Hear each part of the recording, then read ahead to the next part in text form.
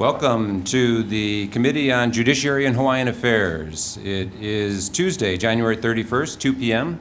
We're meeting here in room 325 at the beautiful state capitol, and also by video conference. And I want to welcome all the members here. Thank you for being here. It's our first committee hearing of this session. My name is David Tarnas. I'm chairing the committee, and my very able vice chair, Representative Takayama, is at my side. And we've got a wonderful committee. Our members are hardworking, diligent. They read the testimony. So if you've submitted testimony, they've had it, and they've had a chance to review it. And so we aim to learn from you as testifiers. We want to be as open and transparent as possible about how we conduct our hearing and how we make our decisions. We have some very important measures that we're going to be working on this session, and it covers a wide variety of things in the Judiciary and Hawaiian Affairs kuleana. And among them, of course, is bills to improve the public's trust in this institution. And so we aim to be a good role model. And if you ever have any suggestions and constructive criticism, see me after the hearing. I'm always grateful to have some good coaching from those who are looking at it from a different perspective. So I welcome that. For those who are Zooming in, if I could just ask you to keep yourself muted and your video off while waiting to testify, and then again mute yourself and turn the video off after your testimony is complete. The Zoom chat function will allow you to chat with the technical staff only. Please use the chat only for technical issues. If you're disconnected unexpectedly, please rejoin the meeting. In the event, let's see. Oh, and for those who are using Zoom, please avoid using any trademarked or copyrighted images, and please use your discretion so that you certainly refrain from profanity or any uncivil behavior. And we ask you to set good role models for everybody else as well, so that we all conduct ourselves with aloha. So with that, I'd like to go ahead and start our hearing today. We have a number of measures, and the first up is House Bill 37, relating to non-general funds, abolishes the Native Hawaiian Rights Fund of the Office of Hawaiian Affairs pursuant to recommendation contained in Auditor's Report number 22-02. First up, we have Mr. Zuriaki with Office of Hawaiian Affairs, who has written testimony in support. And I don't think we have anyone here from OHA today. I don't think so. No, they had said that they were not able to make it, but they did send written testimony in support. We have comments from Mr. Tom Yamachika from Tax Foundation of Hawaii, and he says he's going to be on Zoom. Are you there, Mr. Yamachika? I certainly am. Thank you, Chair, proceed. members of the committee. Tom Yamachika from Tax Foundation.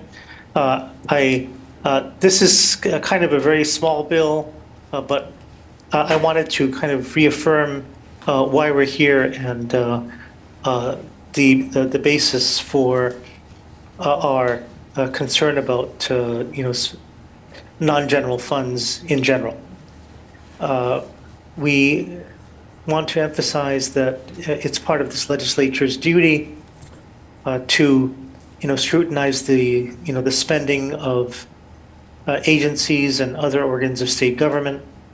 The more funds you have, little pots of money rolling around wherever, and there are thousands of them presently, the harder your job is. And that's why we like to see non-general funds go away so that the spending decisions of our agencies can be looked at easily and evaluated fairly by you as representatives of us, the taxpayers. I'd be happy to answer any questions. Thank you very much. Appreciate it. And I forgot to mention that I would like you, if possible, for all testifiers to keep to 2 minutes and then summarize at that point, just so we can get through all the testifiers. I appreciate your cooperation. Anyone else here wishing to testify on House Bill 37? Seeing none, we'll move on to the next measure. Any questions, members of Mr. Yamachika? Okay, seeing none, we'll move on to the next measure. House Bill 42, relating to campaign finance, authorizes candidates of inactive campaigns and their candidate committees to donate residual campaign funds to the state or the counties. First up, we have Mr. Gary Kam with the Campaign Spending Commission. Testifying in support, Mr. Kam, please proceed. Chair, I'll stand on our short. Why don't you come up to the podium so everyone in Zoom land and listening can hear you? Yeah, I'll stand on our short, brief written comments that we submitted. In support. It's just comments. Okay, so just testimony in, just comments. Yeah. Okay, thank you very much, Mr. Kam. We have testimony in support from Councilmember Calvin Say, the Honolulu City Council. Are you in Zoom land? Councilmember Say. No? Yes? Nope, I'm here, Dave. Go ahead. Please proceed. Thank you very Representative Say, much. Councilmember Say. Okay, Chair Tarnas, Chair Taki, I'm a member of the Judiciary Committee and the Hawaiian Affairs Committee. My name is Calvin Say, City Council Member for Honolulu District 5, serving as the Chair of the Zoning Committee.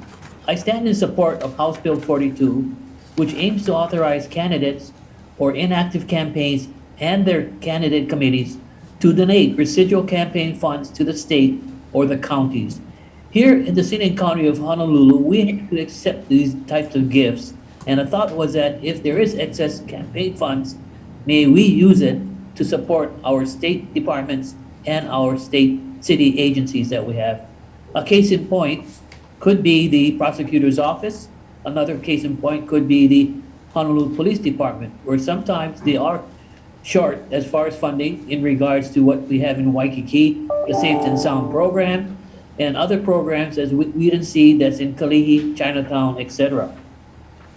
Running for political office in Hawaii can be costly, and during the election cycle, candidates in Hawaii are able to accept contributions to support their campaigns. These funds, however, are limited in how they can be used after a campaign ends. Currently, funds can generally be returned to the contributors, or they could be reverted to the Hawaii Election Campaign Fund. House Bill 42 just adds another option for the use of the inactive campaign funds, authorizing candidates to donate to the state and or city. This would allow donations to be used as an additional revenue source to support the state and city services, making a positive impact to the community and its constituents. As the population grows, the City and County of Honolulu must continue to provide services while keeping a balanced budget. However, as the responsibilities of the city increases, for example, taking over the oversight and cost of the emergency medical services on Oahu, our main revenue source continues to be real property taxes. If you could summarize, Speaker, that'd be great. And that's all I have to say to testify in strong support of House Bill 42. Thank you. Thank you very much, Councilmember Say. Next, we have Natalie Iwasa with comments. And I think it's just in writing. Yep. Yes, so that we just have comments in writing from Natalie Iwasa. Is there anyone else here wishing to testify on House Bill 42? Seeing none, questions, members? Sure. Certainly, Representative Kong, this is your bill. Go for it. Hi, Councilmember Say, are you still there? Councilmember I'm Say, here. please. I'm here. Okay, quick question. If the monies go to the city, what, is there like a particular account, like the state has general funds? The city has the same thing?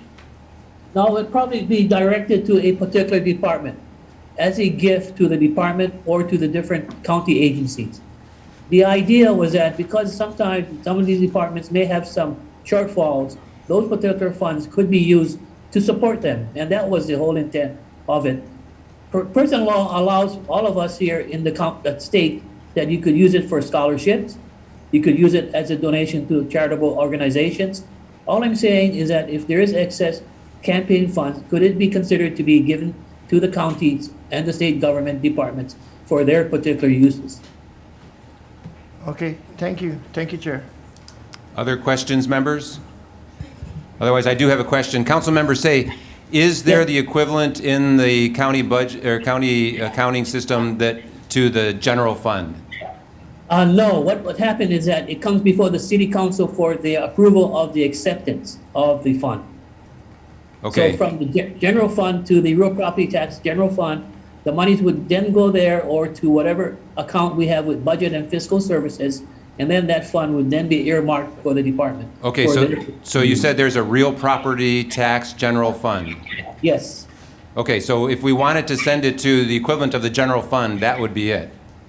yes, but then you would have the directions of the campaign committee to say, Chair Torres, I this understand. money I will understand go that to-" that's what you would like to see happen.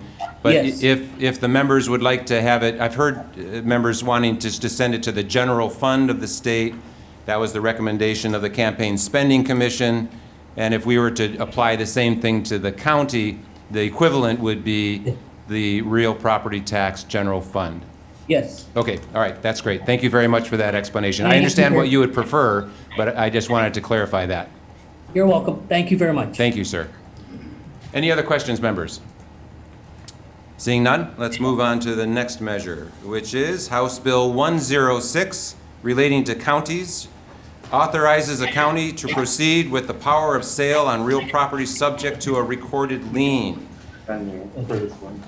First, we have, again, Councilmember Calvin Say, Honolulu City Council. Councilmember Say, please proceed. Let me begin, Chair Tarnas, Vice Chair Takayama. As I spend the past 2 years now on the City Council, it's been very difficult to provide all the services we need. I must say that I'll keep it very short. I'm in strong support and representing District 5 and serving as the zoning chair. I stand in strong support primarily because it's been 5 to 6 years now. For those particular representatives and senators in District 5, they have seen a lot of these abandoned homes that are not being taken care of. And we have our city corporation currently able to initiate a judicial foreclosure process, which has been successful in similar instances. However, this is a long process that takes valuable resources away from other pressing legal matters. It also leaves the community with detrimental public nuisances such as fire, trash, vermin, and the congregation of our homeless population. House Bill number 106 would allow the city to keep our neighborhood safe by stopping illegal activities, health hazards, and other public nuisances on properties in a more efficient and expeditious manner. And I just wanted to say thank you very much for the opportunity to testify in support of House Bill 106. Thank you. Thank you, Councilmember Say. It's always good to see you, sir. Thank you very much, Chair. Next, we have testimony from Curtis Lum, Director Designate, Department of Planning and Permitting, in support. Yes, please, come on up. Take your time, don't rush. Rushing is what got me in trouble in the first Yeah, place. I don't want you to re-injure or get it worse. Actually, I'm Yes. not the director designate, but If you could do me a favor and move the mic there. Director Puna apologizes for not being here today. She has a bunch of meetings. But we just came to stand in support of our testimony in support. Thank If you you have very- any questions, I can take them back to her. Perfect, okay. Thank you very much, appreciate it. Next, we have testimony in opposition from Gerard Silva. I think it's only in writing. And then we have testimony in opposition from Tue James, who said he'd join us by Zoom. Mr. James, are you there? Please proceed. Aloha, aloha, can you hear Miss me? James, please proceed. Can you hear me? Yes, I can hear you. Please Oh, proceed. thank you. Thank you. I hope you all are doing well. Bill 106 may sound harmless in an ideal world where perfect fairness and equity is always in place. But in real life, these bills are very overreaching. This power of sale exposes Hawaii's property owners for the possible whim of government officials and powerful political machine. Although there is supposedly a process in place, our decades of participating at Honolulu Hale and records have shown that this process has not been fair to ordinary citizens. And this is nothing personal, but the Department of Planning and Permitting has a long history of corruption and dysfunction. and we just cannot allow to give the city this very, very overreaching authority. We must recognize that most ordinary citizens are not born with a silver spoon in their mouth. They work their tail off to achieve home ownership. And the county's role ought to be helping property owners correct their violations and be in compliance and not be too eager to seize not be too eager to seize private property, This requested power of sale is not about mortgage companies foreclosing based on non-payment. This is about government seizing properties based on DPP fines. There is an alleged reason that this power of sale is needed to regulate monster homes and illegal vacation rentals, but there are already tools in place to regulate this. In the first place, for example, If you could summarize, please, Ms. James. Okay, thank you very much. It's a fact that we must not provide this easy, quick power of sale because this is akin to tearing down a cathedral to fry an egg. Again, it's a fact that ordinary citizens cannot afford expensive legal representation and that affluent and well-connected citizens will have the means to circumvent. And Thank you. this is talking about non-judicial, no due process, and people Thank you. just being this without having the opportunity to go to court. Thank you Understood. so much. Thank you so very- much. Yep, thank you very much, Ms. James. Next, we have Natalie Iwasa in opposition. And I think that's just written testimony. Members, do you have it? Yeah, I got it. Is there anyone else here wishing to testify on this measure? Seeing none? Members, any questions of our testifiers? Seeing none, let's move on to the next measure then. House Bill 108, relating to public notice, allows government agencies to publish public notices on their official websites as an alternative to publishing them in the newspaper. And for this, we first have testimony in support from Kathy Betts, Director, Department of Human Services, State of Hawaii. I think that may just be in writing only. Next, we have testimony in support from Dawn Chang, Chairperson Designate from DLNR, in support. Please proceed. Aloha. I'm not Don Chang, but the department stands on its testimony in support. And I'm Pua. If you have any questions, I'll be over there. You can ask them to me. Thank you, Pua. Appreciate that. Next, we have testimony in support from the Department of Health. I think that's only in writing. No one here? Okay. We have testimony with comments from Office of Information Practices, OIP. Please proceed. Hi, Chair, members of the committee. I'm Cheryl Kakazu Park, the Thank Director. you for being here, Director. And I provided explanatory testimony, but I'm here to answer any questions that you may have as to why we suggest an amendment. Just a tiny little word change will change the whole meaning of the bill. Thank you. Thank you very much. Next, we have testimony in support from the Department of Budget and Finance. Please refer to written testimony, members. And we have testimony in opposition from the City and County of Honolulu. Do we have a representative here from the City and County of Honolulu? I would like to point out, members, that this is a bill that is in the package of requested bills from the City and County of Honolulu. And they are testifying in opposition. Keep that in mind, please. Okay, next we have testimony in opposition from Peter Fritz with Assistive Technology Resource Centers of Hawaii. Do we have a representative or Mr. Fritz here? I am here on behalf, this is Peter Fritz, I'm here on behalf of Assistive Technology Resource Centers. Assistive Technology Resource Center provides assistive technology to individuals with disabilities, and a big concern with this particular bill is the fact that it doesn't provide necessarily adequate ability for individuals with certain disabilities to see, to read, and to participate in the process with the notices. There were other concerns we raised beyond disability, which is having to search all sorts of different websites in order to find it because there isn't any central place. Verification of when it was filed and how it was filed and how to prove it was timely filed. And there are other issues that were raised in ATRC's testimony. I'll wind it up fast. Want to stay within the limits and move forward as the chair would like it to be. I will be around if there are any questions. Thank you for the opportunity to testify. Thank you, Mr. Fritz. Next, we have testimony in opposition from Oahu Publications, Inc. Is there a representative? Yes, please. Welcome and proceed. Thank you. Good afternoon, Chair Tarnas, Vice Chair Takayama, members of the committee. Miongo testifying on behalf of Oahu Publications, Inc. We respectfully oppose House Bill 108. The measure, as you know, it allows government agencies to post public notices on their websites, alternative to the newspaper.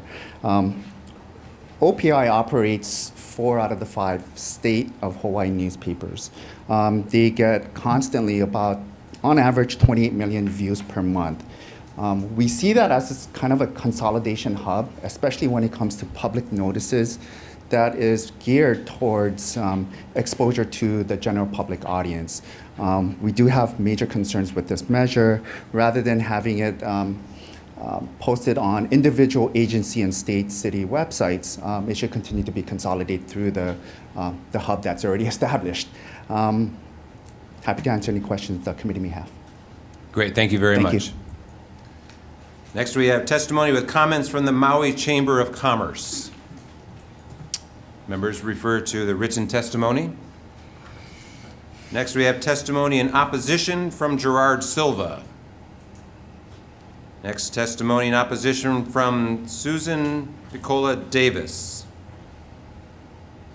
And finally, testimony with comments from Natalie Iwasa. Is there anyone else here wishing to testify on this measure? If not, members, any questions?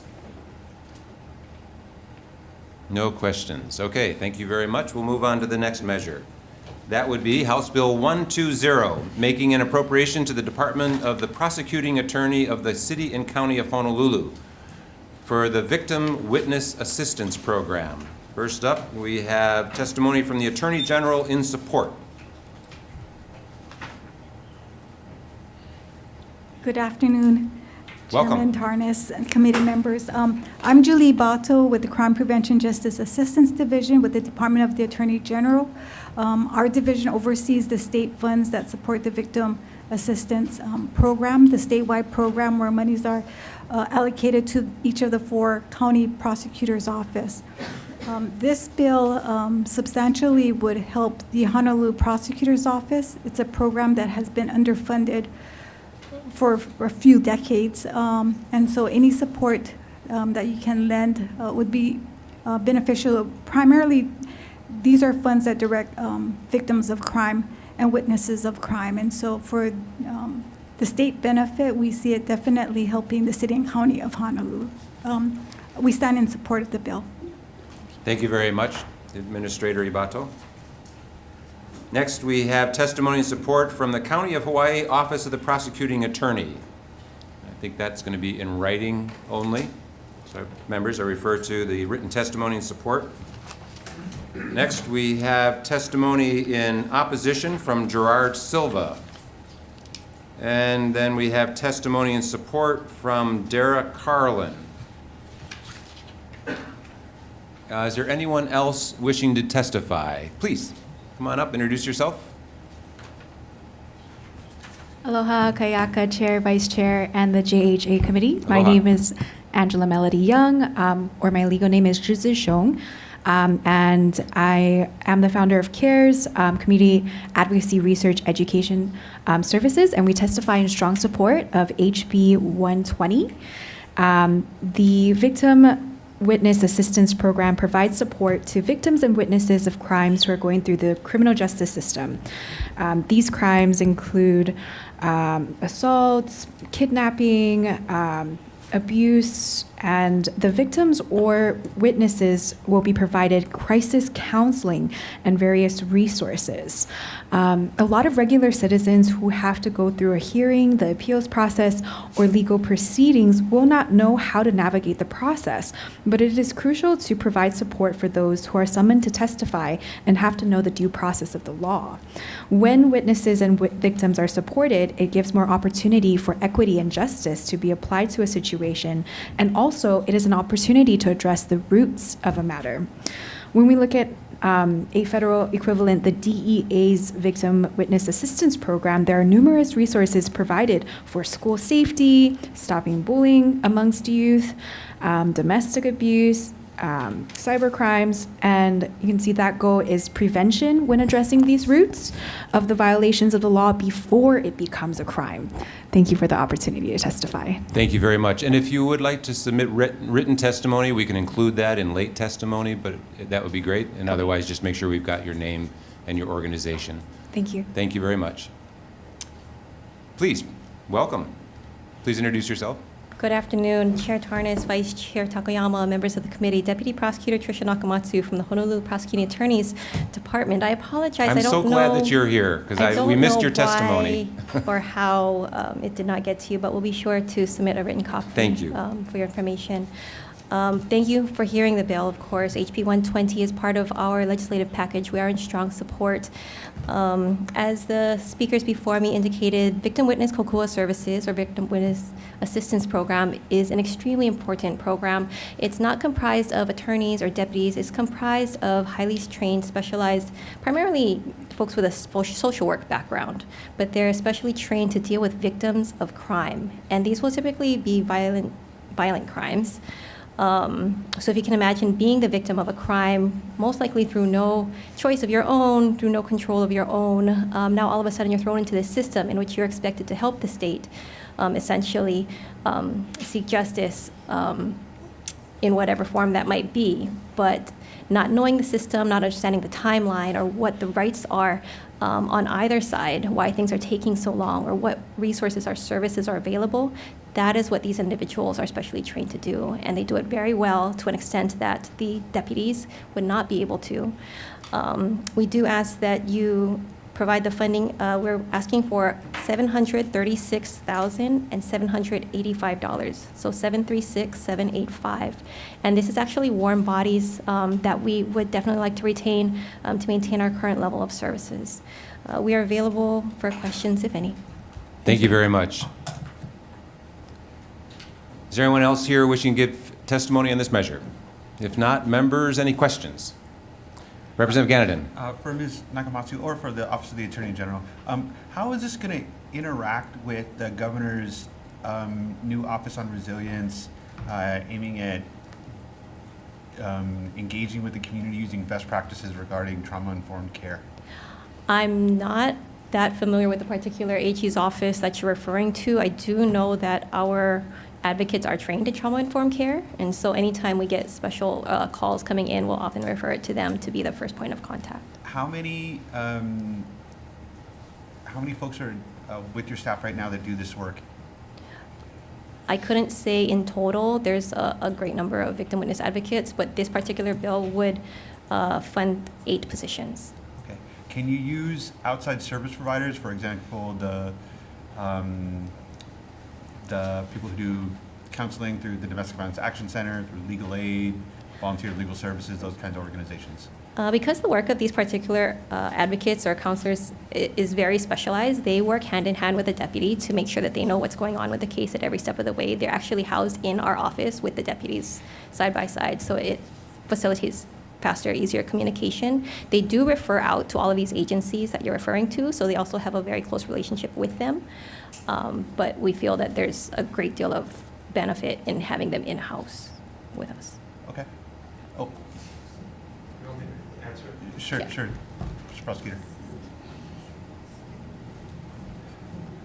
Hi, good afternoon, Chair Tarnas, Vice Chair Takayama, members of the committee. In answer to the question, there's a Victims' Bill of Rights in the statutes, and we have to provide those kind of services. But in particular to the question you just asked, when we came in, we changed our strategy and approach to domestic violence misdemeanor cases to make it much more victim-centered. If the victims don't want to testify, we're not going to force them to.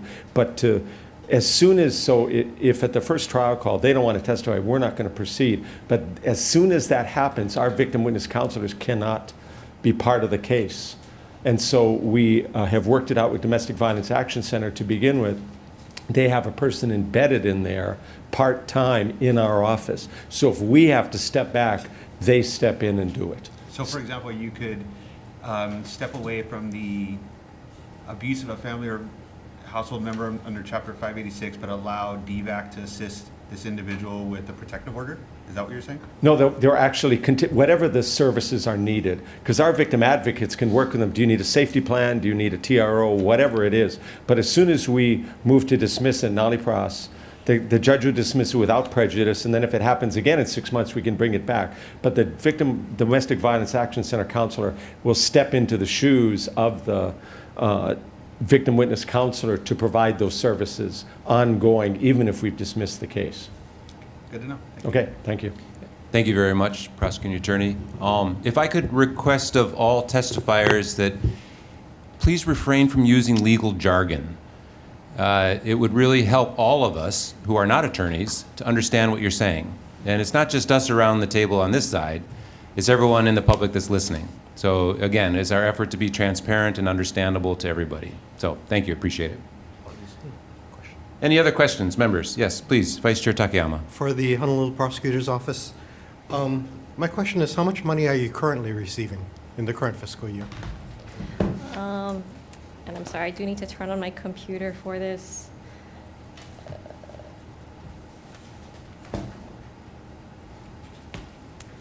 Sorry, technology. Well, I ask because Hard copy? while you're I'm getting sorry. that, Ms. Ibato says she has okay, it. go ahead. So the state allocation for the current year that's ending June 30th, 2024. Could you speak Oh, so directly sorry. into the So sorry. microphone? For the Victim Witness Assistance Program, they're receiving $205,000 and $205,626. There is a match requirement under the state program, and the match comes out to $51,407 that the county provides. I'm sorry, so this is just Honolulu Prosecutor's Office is receiving $205,626. That's correct. The statewide program in total for current funding year is $401,078. How much will you be requesting statewide for this next year? We're hoping that it's going to make it into the governor's message. I don't have it on the top of my head. If you want to just wait a second, Okay, I'm going to maybe pull you it could up. follow up with. Okay. But I did want to ask Prosecutor's Office, if in the current year you're receiving $205,000, you're asking for almost a quadruple amount in the next year.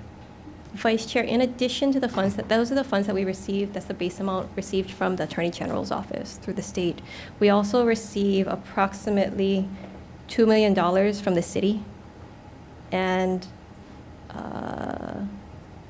let's see, I'm sorry, this is approximately 1.7 million from federal VOCA funds. But my question is, why on the state side are you requesting such a large increase? Well, so what has happened over the years is that the base amount has essentially stayed the same, is my understanding, for quite some time.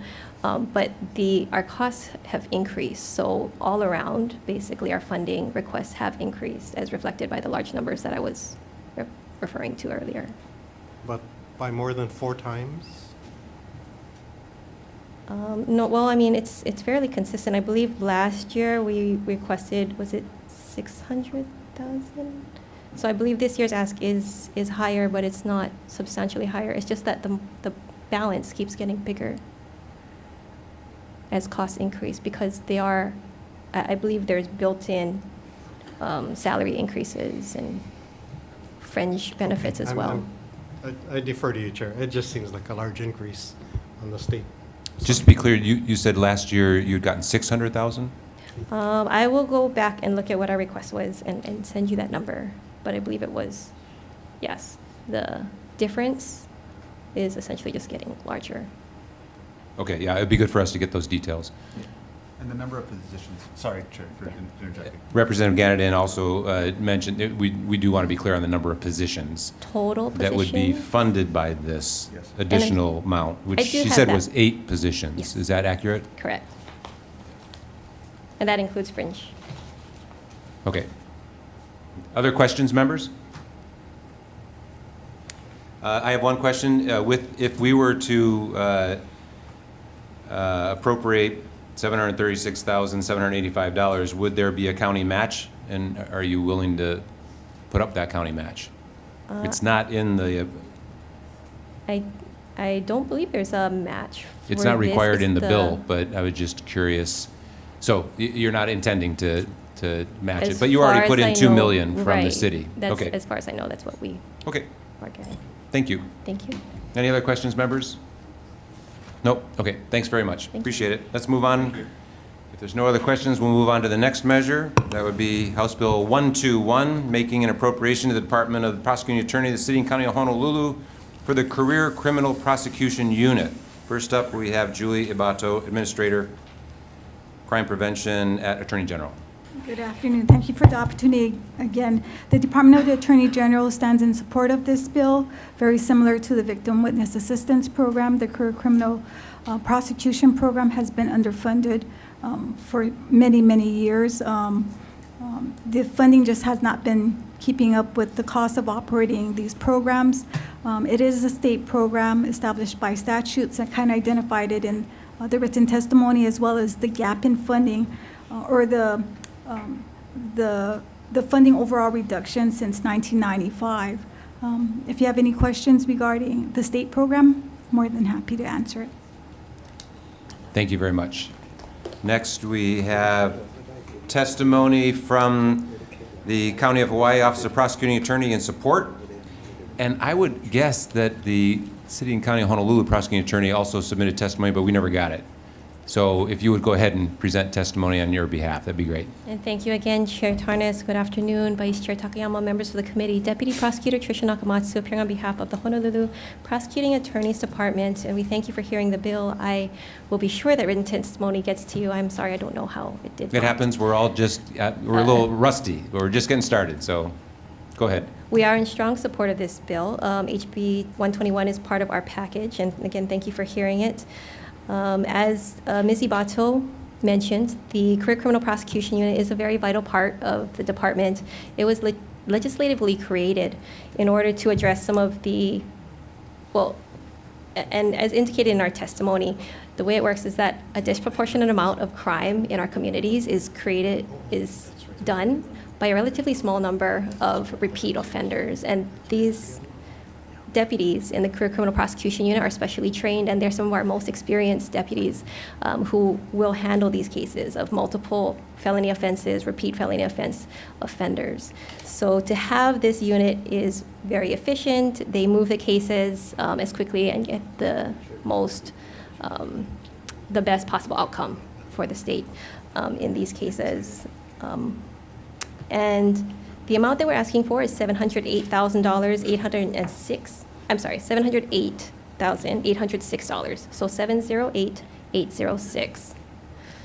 And this would cover 6 deputy prosecuting attorney positions. It does not, I don't think that covers any of the staff. We would like to note that in prior administrations and past years, there were times when we believe it was for lack of asking or lack of coming back to the legislature, but there were times when the unit was not fully funded and they actually had to scale back the unit, which of course results in them not being able to take as many cases. So we are hoping to maintain these warm bodies and ask for your support. Thank you very much. Appreciate it. Next, we have testimony in opposition from Gerard Silva in writing, and testimony in support in writing from Dara Carlin. Is there anyone else here wishing to testify on this measure? Please, come on up. Aloha, Kayaka Chair, Vice Chair, and the JHA Committee. My name is Angela Melody Young, and I'm testifying in strong support. So The Career Criminal Prosecution Unit's duties, as a testifier before me clarified, is to investigate and prosecute habitual or career criminals. And so those defendants will be facing mandatory minimum sentences upon conviction. So it's crucial to support that unit. I'd like to provide a comment. I'd like to stray away from the legal jargon, but I think it's something we should look at, the HRS 845-2, because there seems like it establishes an integration of the state and the county's career criminals units, and that there is already a fund for that unit at the county from the HE. So I don't know should I read it? No need, but Okay. good, thanks for pointing it out. I appreciate that. Thank you for the opportunity to testify.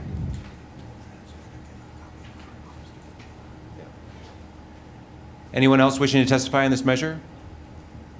If not, before we go to questions, I would just, again, request if you'd like to give your written comments for those who testified orally, please give us your written comments. Make sure we've got those comments in writing and also your name and organization.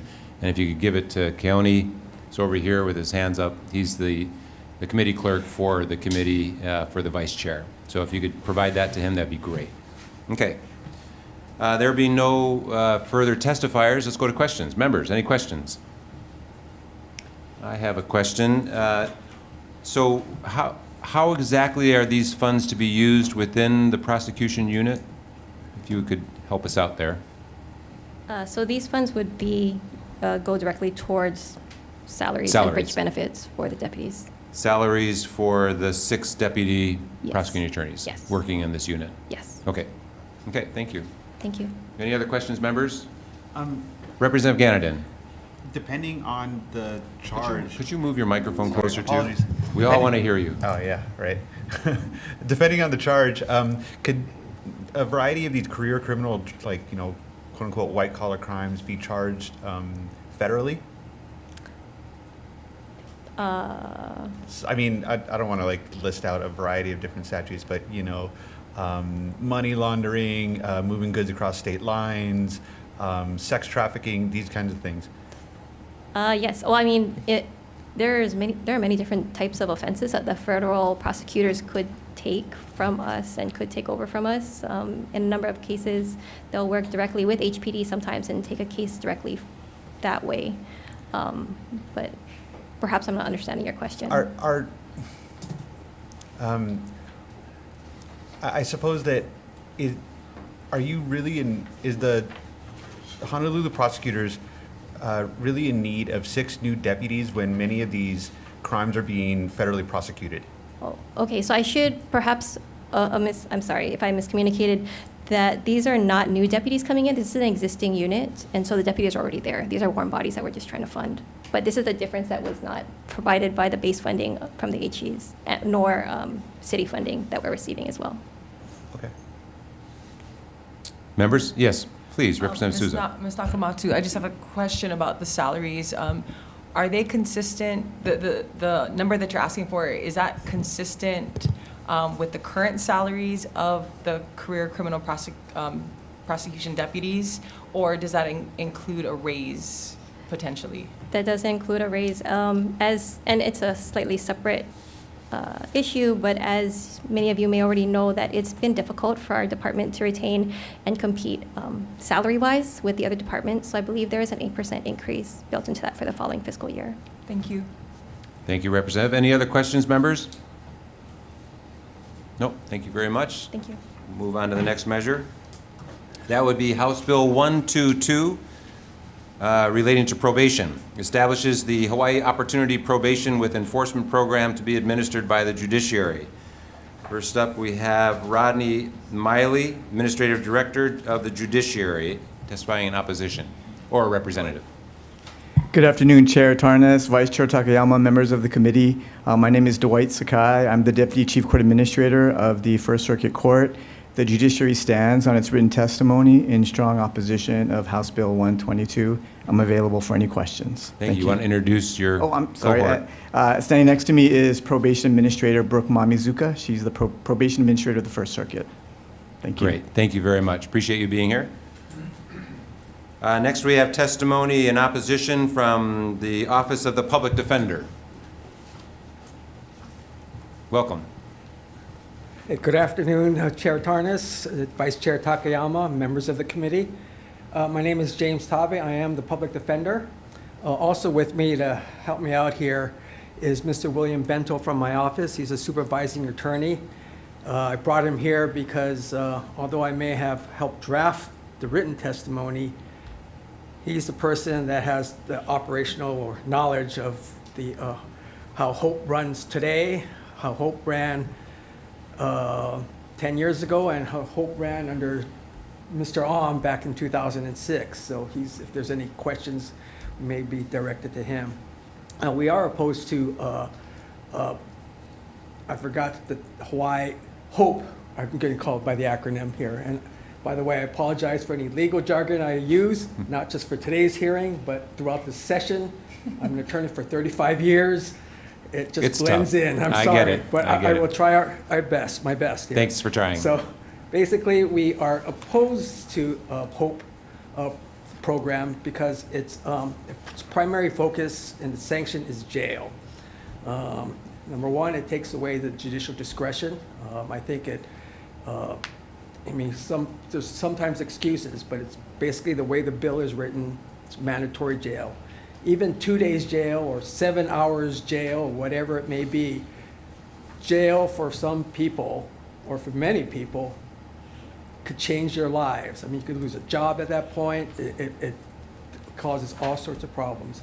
Number two, back in 2006, and it's just recently actually, there's recent studies indicate that jail time for these types of sanctions is contrary to the best evidence-based practices, and we go through this. Gosh, 2 minutes runs by fast, but Yeah, please. otherwise, we are here for any questions, and thank you very much. Okay, thanks very much. And members, their testimony is available to us in writing, so I urge you to read that. And certainly they'll be available for questions.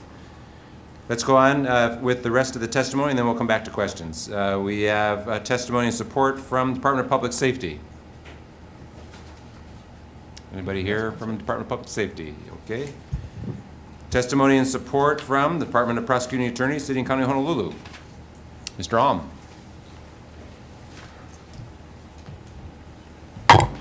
Thank you, Chair Tarnas, Vice Chair Takayama, members of the committee. We do stand in strong support, and the reason is HOPE works. We have, and I think criminal justice policy needs to be driven by data and research, not anecdote, not wishful thinking. The judiciary came to the legislature in 2006 session, and they gave us $1.2 million for HOPE. 770,000 were used for drug treatment spots, and a few probation officers and drug testers. That's because it works. The data is clear. We have about 3 times as many people on felony probation as are in prison. So it's critical to get this right. The bottom 35 to 40% of probationers are banked, minimally supervised, unless there's a problem. That means HOPE works with the top 60%, 65. It's one of those rare programs you focus on the highest risk.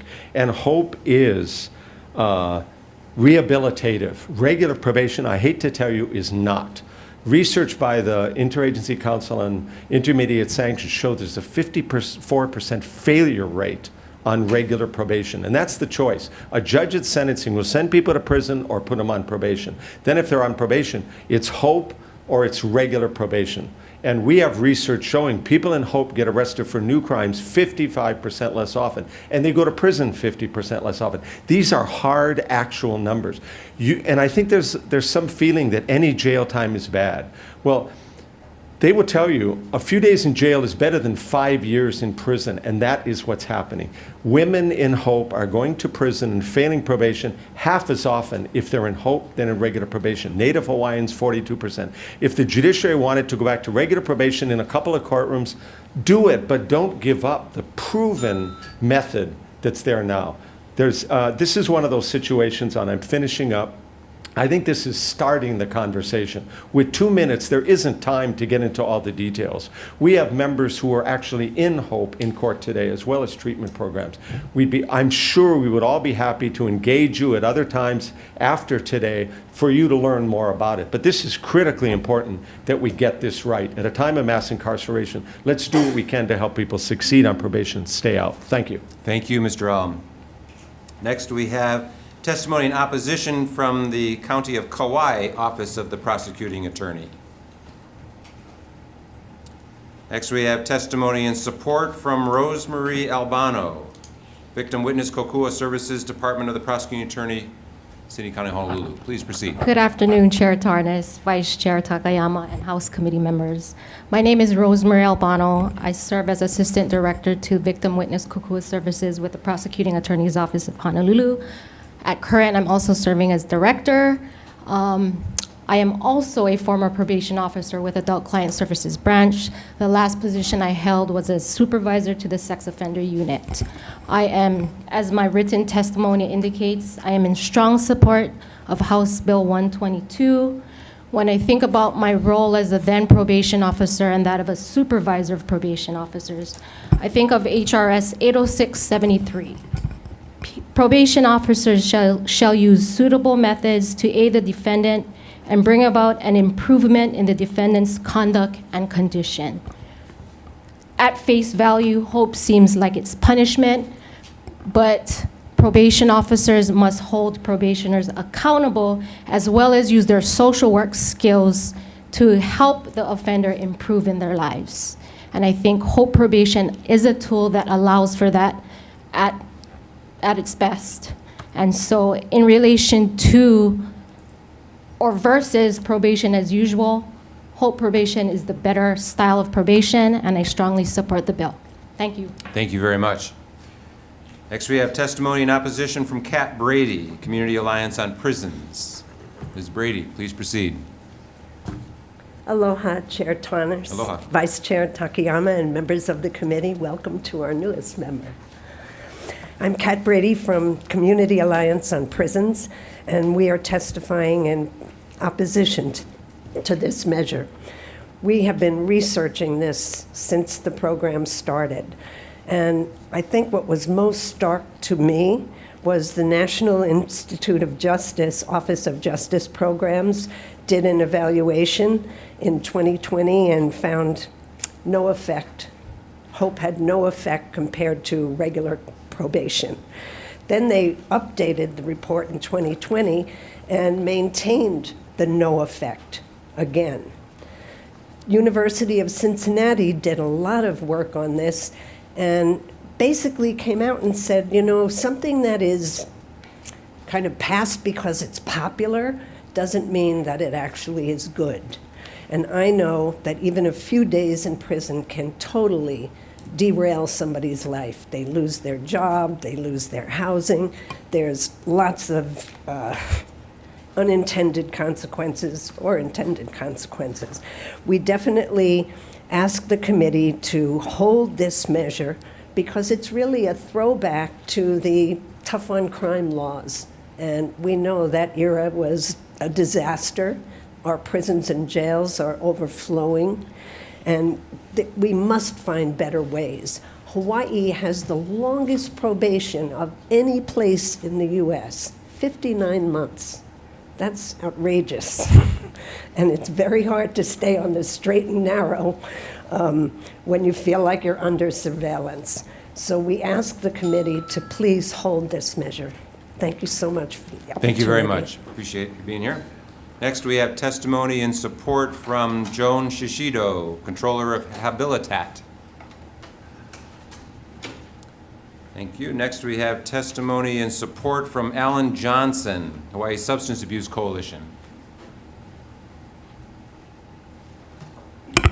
Aloha. Aloha. Chair Tarnas, Takayama, and distinguished members. My name is Alan Johnson. I'm the chair of the Hawaii Substance Abuse Coalition of the Prevention, Treatment, and Recovery Services agencies across the state. We were in support with recommendations. I want to explain the rationale for our recommendations. So in the day when Judge Alm was running the program many years ago, he offered, yes, jail time and drug testing standardized, but he also said anyone who tested positive, he referred him to treatment. Hundreds and hundreds of people came to treatment, and we had tremendous success, about 80% success rates because they were motivated. In the last 10 years or so, we really don't have any referrals coming from Hope. So we're saying if we're going to go back to the day where we have that, we suggest it become a diversion to treatment program. And now that we have a statewide screening and assessment team paid for by the state that's across the state doing these kind of assessments, they could be here at that time and they could have that window of opportunity and they could assess them or what their needs are and divert them to treatment for those willing to go. So we think that with some modifications, there could be something useful come out of this. So thank you for the opportunity to testify. Thank you very much. We have written testimony in opposition from a number of individuals, Gerard Silva and Barbara Polk. We have testimony in opposition from Robert Merce. Is here? Yes, please, proceed, sir. Thank you. Chair Tarnas, Vice Chair Takayama. My name is Bob Merce. I'm a retired lawyer. I served on the HCR 85 Task Force on Prison Reform with Representative Takayama for 2 years.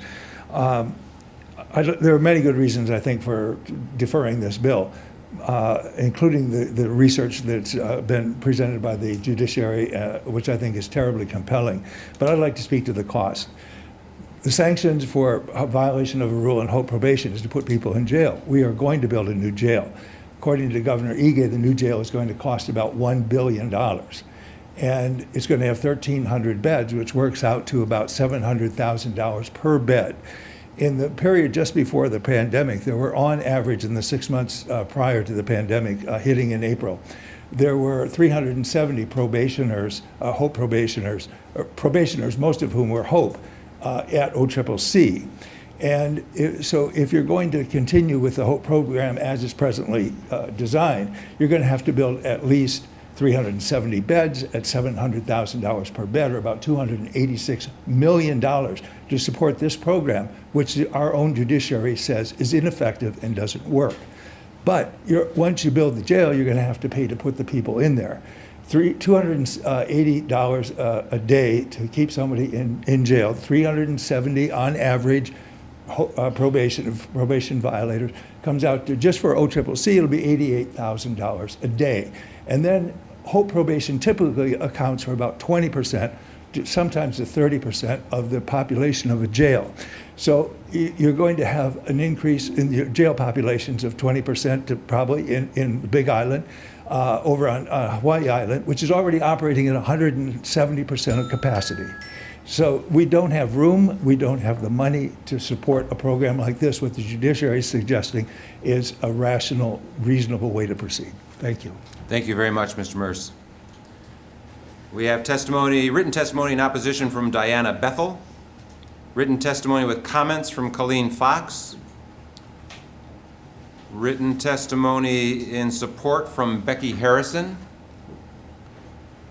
written testimony in support from Julian Mitchell, and written testimony in opposition from Carolyn Eaton and Raylyn Reno Yeomans. Is there anyone else here wishing to testify on this measure? Please, come on up. Aloha, Kayaka, Chair, Vice Chair, and the JHA Committee. My name is Angela Melody Young. On behalf of CARES My Grassroots, I testify in strong support. So to bring about transformative change to the criminal justice system, there needs to be new programs that are medically based, treatment programs such as HOPE, that can help to address recidivism, reduced crime, and mass incarceration. And so the purpose of this act is to implement HOPE statewide and through a combined system of accountability and treatment options. And if the argument for this program is that it is successful And the legislature finds that the state has had substantial success with the program in terms of less crime committed and less need for long-term incarceration and increased productivity and overall well-being for program participants.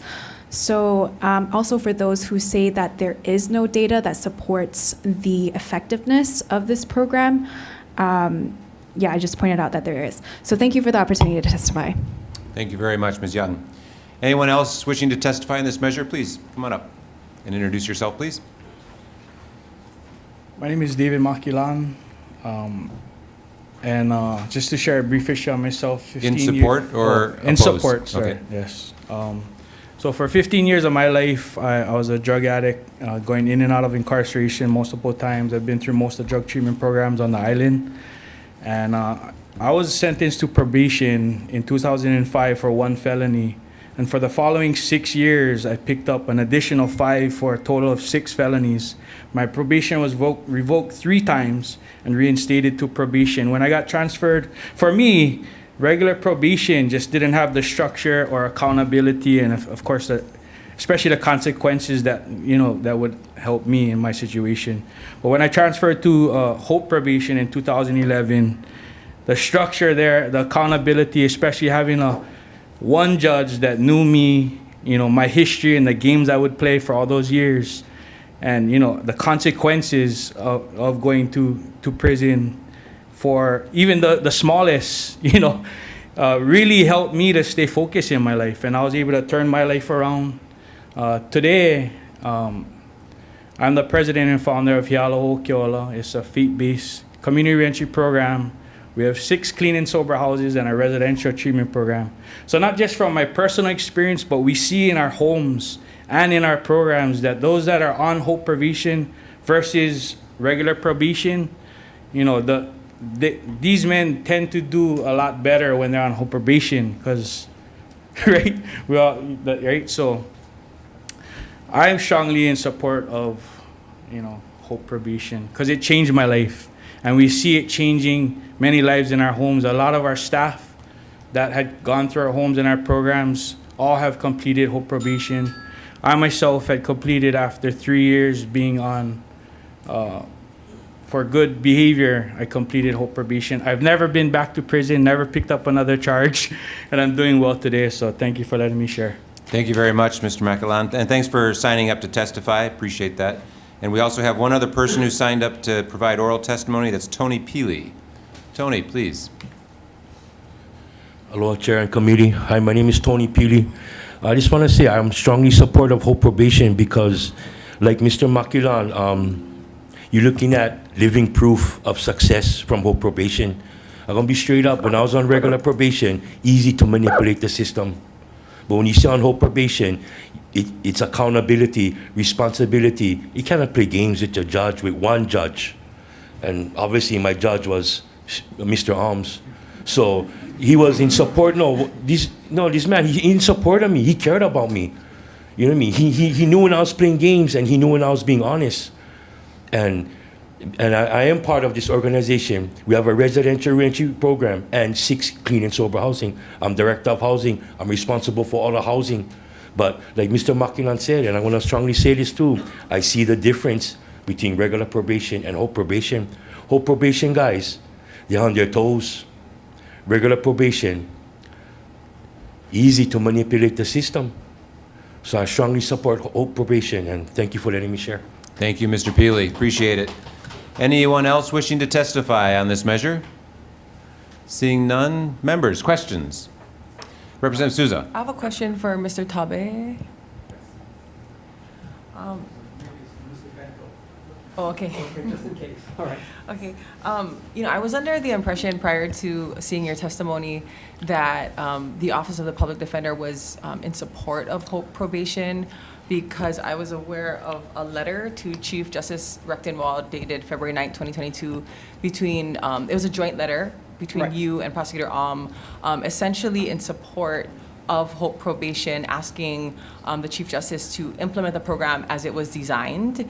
Can you just clarify and explain the change of position and kind of what the difference was from the time that the letter was written until your testimony? Okay. at the time the letter was written, as well as today, Hope Probation, and I don't want to badmouth Hope Probation at the moment. It's been pulled from a single judge or two judges. It's spread out. It's been treated like regular probation at this point. Rather than immediate sanctions, people are being held in custody for not just overnight, which it was back in 2006, but for weeks and months now. And I think and I gotta add, maybe that was part of the pandemic. You know, we couldn't get the defendants back into court or whatnot. There may have been some logistics, but that's what happened. And over the years, when Judge or Mr. retired, the judges that came through, and I don't want to badmouth these judges because they tried their best, but as farther away went, it just wasn't the same. And the reason is that I know back then, Mr. and his staff, and these guys credit Mr. but it's his staff and the people surrounding them. They worked long hours, I think weekends, just to catch up because of the numbers. No one wanted to put, I just think the effort wasn't there.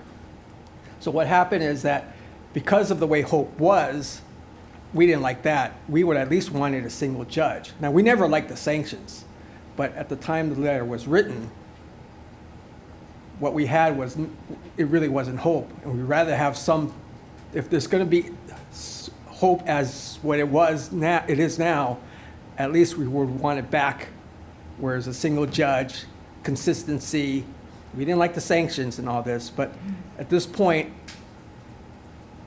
with all the evidence that was presented to us now, with the data, because all our bail reform testimony and all our pre-trial, post-trial incarceration, jail is just not the appropriate sanction. And when we would like Hope to be brought, if Hope is brought back, we would definitely not want the the mandatory jail sanction. I think that's what we're opposed mainly. Okay, just a follow-up question, Mr. Chair. Please, go ahead. I just want to clarify, so you're opposed to the jail part of Hope probation? Yeah, definitely. We're opposed to these mandatory jail. And as well as the fact that, because the studies just show it just doesn't work, and obviously there's competing data, so to speak, but we know that it does disrupt lives. And, I credit these two gentlemen here, for every success story, because right now, what the practical matters, and Mr. Bento may be able to back this up, we have people on Hope probation for like 9-10 years. And then then the judge finally gives up at this point. I mean, that's just, and credit, we prevent them from going to Halava, but, these people end up going to Halava after 9 or 10 years, for a sentence that the maximum penalty was 5 years. And then when they get in front of the parole board, they're basically maxed out because they have been spending days, weeks, months in jail, piecemeal for 9-10 years. And that's what's been happening in the court system. We have long-term probationers, Okay. Thank you. Thank you. Thank you. Any other questions, members? Representative Ganadin. From the judiciary.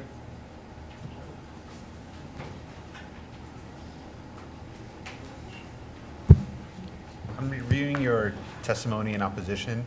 On page, you didn't number it, on section E, you discuss how swift consequences that the judiciary is doing some of the work that Hope Probation initiated years ago, including risk assessments and swiftly acting when individuals are in violation. Can you explain some of that? Sure. Do you want to talk about that? Yes, we do. Could you speak directly into the microphone, please? We do risk and need assessments that predict how high a person would offend if they, what are their chances of reoffending is their risk level. And we address that through supervision, so increased reporting for higher risk individuals.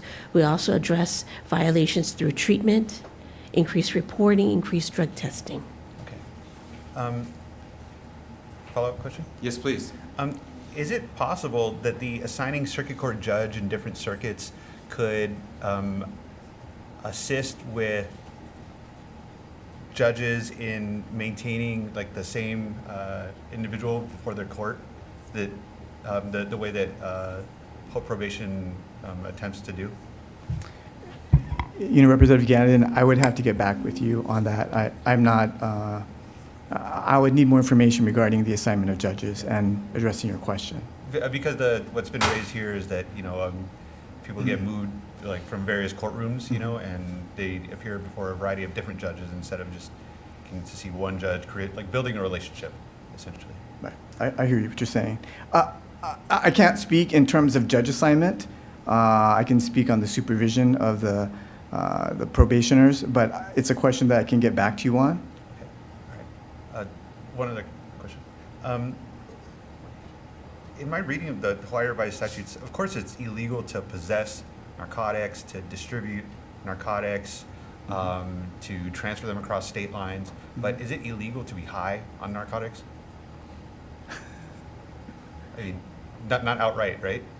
Not outright. So the only way that somebody could be incarcerated for having an addiction issue is by a violation of probation. Is that right?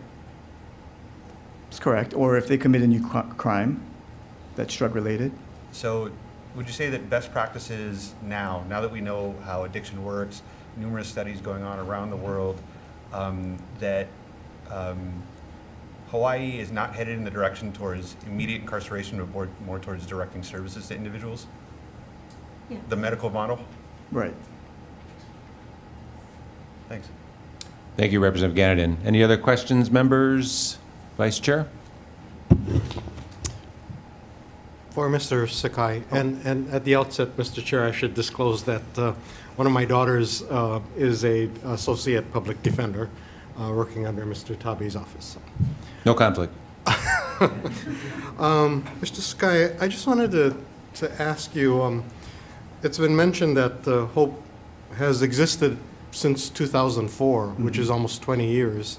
But in that 20 years, it's never been obviously codified in statute, never enacted in rules or regulations of the court in the judiciary. So my question is, what actually turned the judiciary against Hope? I mean, at what point did you decide that Hope was not fulfilling its mission, and on what basis? Sure. Can I clarify? So the judiciary still has Hope. We still do swift actions. We address sanctions, but we don't do it in the style that it originally was formulated. We don't use jail sanctions as the only sanction for violations of probation. And what's really made the difference is looking at the evidence-based research, and that we see that, you know, we need to look at risk and need and responsivity. That's what probation is based on, and how we address and work with offenders to effectuate change.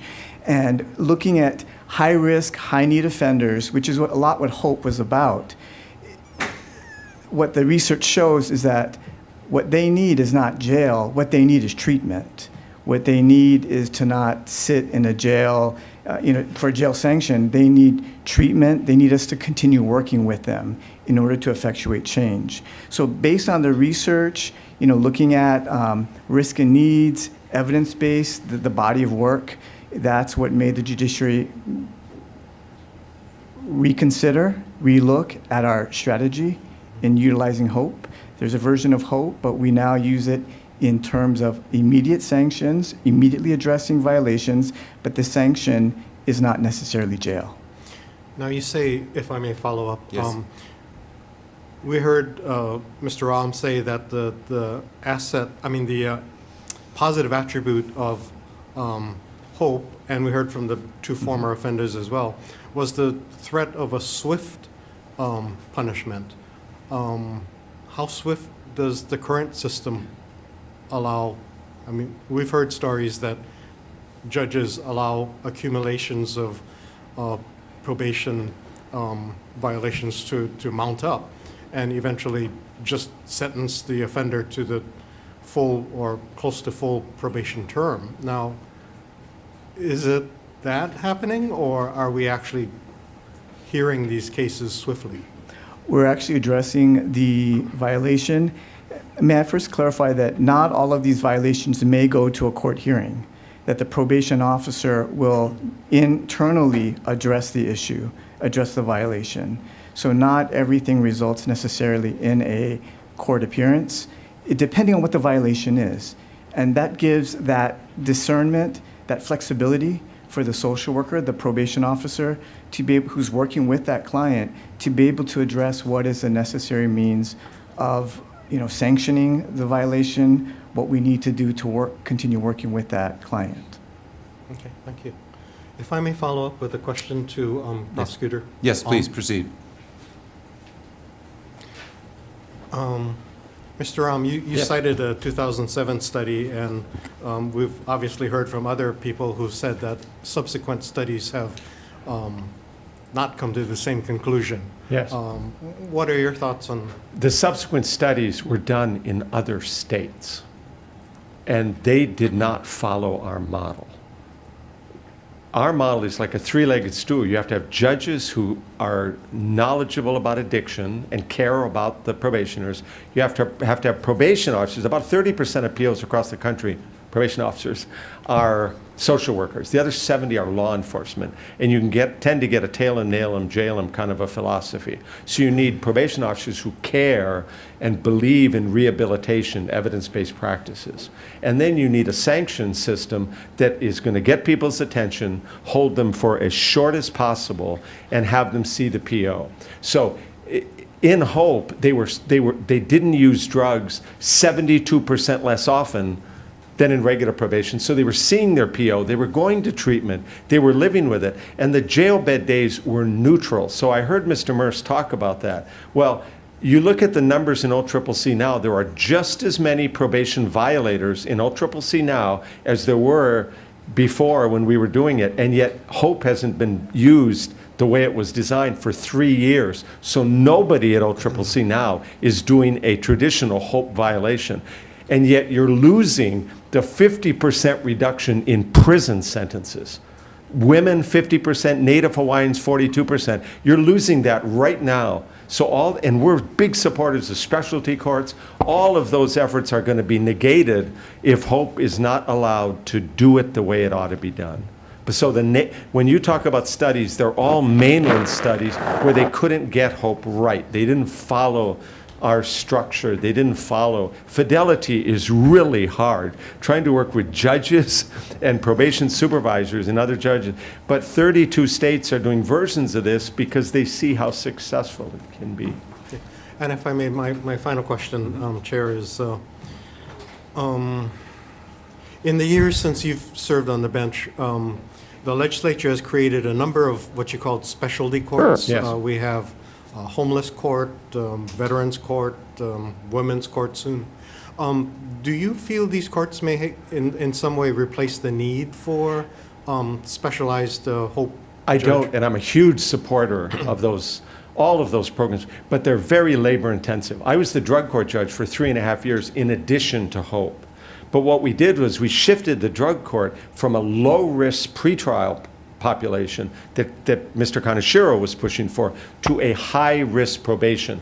So we created a triage system, regular probation for the people that are going to follow the rules, Hope for the ones that are having problems, but then the ones who are headed for prison went into Hope. So Doug Marlew, who's the research guru for drug courts, he really likes Hope. He came out here to see how it's done, and he thinks Hope is a great complement to drug court, because drug court should be working with the highest risk probationers. It's a great way to supervise people, but it's very labor intensive. When I was the Hope judge, we moved it from 127 to 197 high risk probationers, but I had 2,000 in Hope. And that's what I want to try to convey, that with 3,000 people banked, maybe 3,000 people being administratively supervised, 3,600 being actively supervised. In the past, there were 2,500 people on Hope. And if they're going to prison half as often, and their women half as often, Native Hawaiians at 42% office. That is a huge difference to the system. And so specialty courts are wonderful, but they should be dealing with the highest risk population. But you need hope for the masses to help people stay informed. And just so you know, you look at any motion that happens in court now, which they call hope, there's no action taken. Somebody tests positive for drugs, they write it down, the person's allowed to leave, get back in their car, drive away, testing positive for methamphetamine. It's just marked down repeatedly until the person finally absconds, a warrant is issued, the guy eventually gets arrested, they set the hearing a month down the road. That's what's happening to Hope now. When they talk about swift consequences, it's nothing that the defendants, as you heard from actual people that were in the program, they can game regular probation. You can't game Hope. Okay, thank you. Okay, Thank you. thank you. Thank you, Chair. Thank you very much, Vice Chair. Any other questions, members? Seeing none, thank you for the robust discussion on this measure. Let's move on to the next one. That would be House Bill 126, relating to public corruption, increases the penalties for bribery under certain circumstances, amends the offense of obstruction of justice to include obstruction by force, threat of force, coercion, fraud, and deception. First, we have testimony and support from the Attorney General. Good afternoon, Chair Tarnas, Vice Chair Takayama, members of the committee. My name is David Van Acker. I am a Supervising Deputy Attorney General with the Special Investigation and Prosecution Division. We stand by our written testimony. I wanted to reiterate 2 points. First, we believe that the bribery amendment enhancement is appropriate for obvious reasons. Secondarily, we dovetail with the Department of the Prosecuting Attorney's constitutional concerns as outlined in paragraph 2 of their written testimony. Thank you. Thank you very much. Next, we have testimony in support from Gary Kam, Campaign Spending Commission. Chair, I will stand on our written testimony in support. Thank you very much. Next, we have testimony and support from the Maui Department of the Prosecuting Attorney. Testimony and support next from Department of Prosecuting Attorney, City and County of Honolulu. Good afternoon again, Chair, members of the committee. Afternoon. Deputy Prosecutor Tricia Nakamatsu, appearing on behalf of the Honolulu Prosecuting Attorney's Department. We are in strong support of the bill. Thank you for hearing it. This is part of our legislative package. And it's a relatively straightforward bill. We feel that with stronger state laws, the county prosecutors would actually be empowered and have this additional tool to prosecute our own cases, as opposed to what we've seen in recent years is that the federal prosecutors have taken over many of the cases in large part because their laws are more effective, their laws are more stringent. We would like to be able to have similar tools here to do, essentially to police our own and to take care of these cases which we know have occurred in the past and could very well occur in the future. This would simply make it a higher penalty from a Class B felony as regular bribery to a Class A felony if the offender was an elected or appointed official, if the aggregate value involved exceeded $20,000, which is on par with first-degree theft, or if the offense was comprised of 3 or more occurrences within a 3-year period, meaning it's happening over and over. This is not just an isolated one-time incident. So with regards to the obstruction portion, as I indicated in our testimony, we do understand that that might be better suited for a different title and a different bill. We suggest HB 710, which was put forth by the Commission to improve standards. We're available for questions, if any.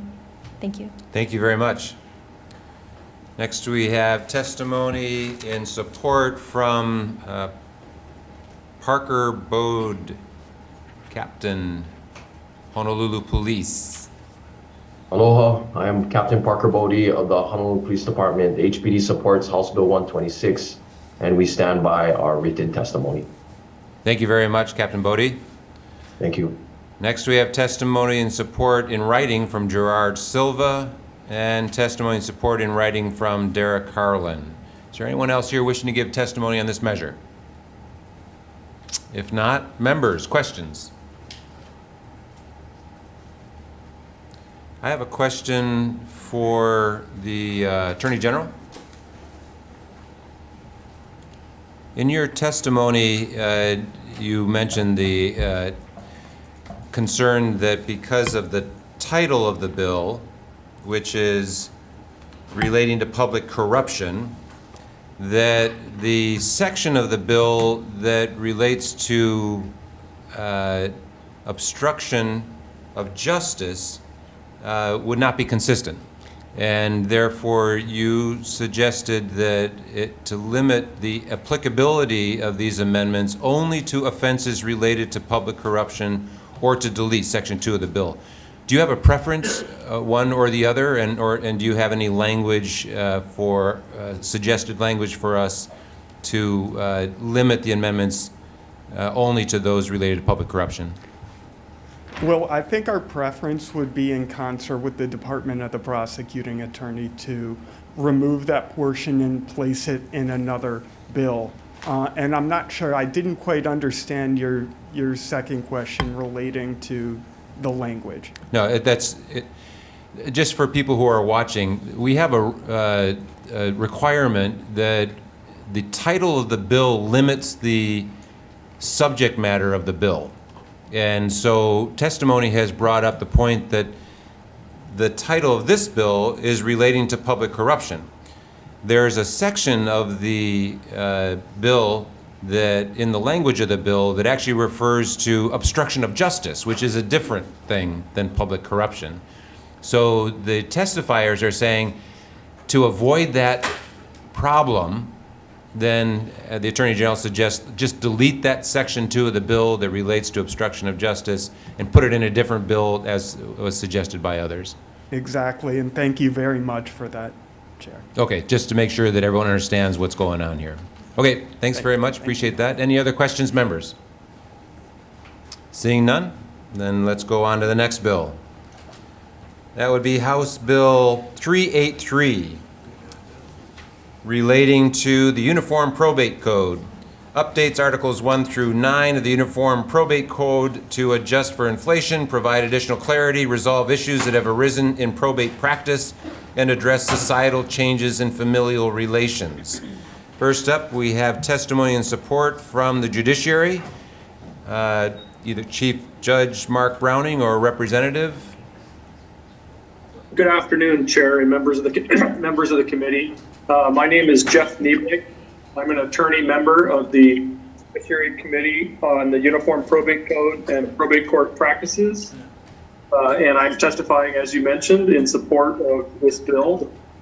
House Bill 33 is the result of the work of our committee to make updates primarily to Articles 1 through 4 of the Uniform Probate Code, which has been largely unchanged since its enactment in 1996.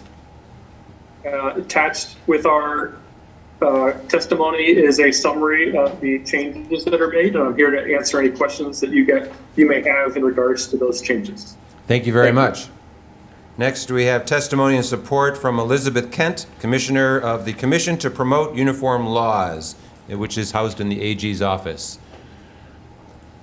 Good afternoon. I'm Elizabeth Kent, one of Hawaii's Uniform Law Commissioners, and we support the intent of this bill, and I'm here to answer any questions you may have. Thank you. Thank you very much. Next, we have written testimony and support from Kawi Lucas, and written testimony with comments from Carolyn Nicole. Is there anyone else here wishing to give testimony on this measure? If not, members, questions? Any questions? No questions. Just one question. I guess this would be for the judiciary.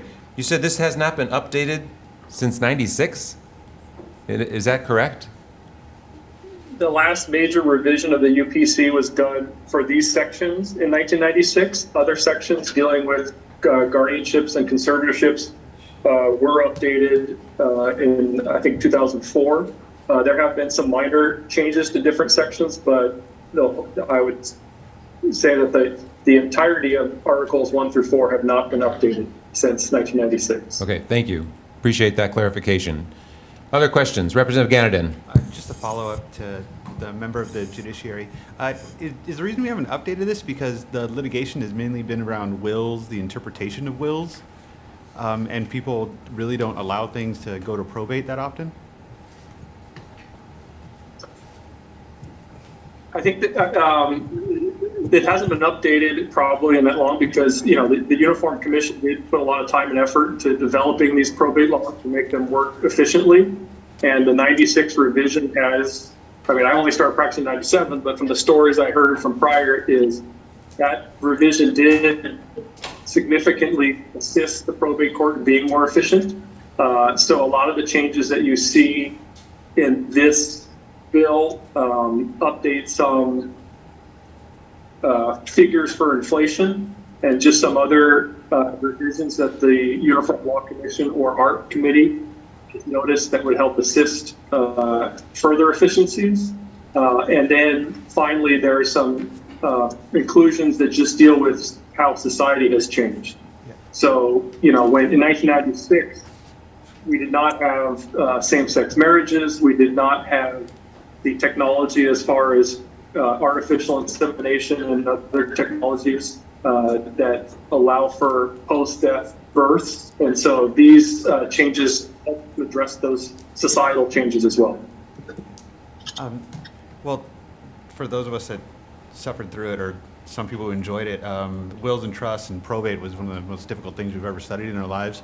Is there going to be some interface with the public with regards to these changes? So will there be an update to the state judiciary website in the way there is with forms with, like, say, the family law section or protective order sections, which are pretty easy little drop-down menus? Are you going to do that with probate? Normally, when we have changes like we did with guardianships and conservatorships, we do make an education outreach. We definitely, you know, we've hold, as far as for attorneys, you know, we hold sections to educate them on the changes. So we would do those similar efforts in this, with these changes as well. Thank you. Thank you, Representative. Any other questions, members? Seeing none, let's move on to the next measure, which is our last measure on our agenda.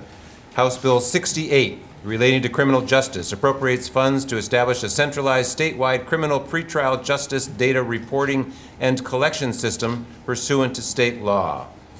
First up, we have testimony and support from the Attorney General, or Representative Attorney General. Or is anyone on Zoom, or are you going to be doing it?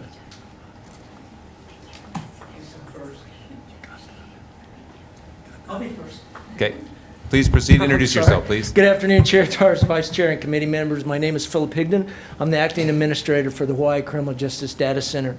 We have submitted testimony in support of this bill and ask that funding be appropriated to the Criminal Justice Research Institute to carry out its mission of establishing a criminal pretrial justice data reporting and collection system.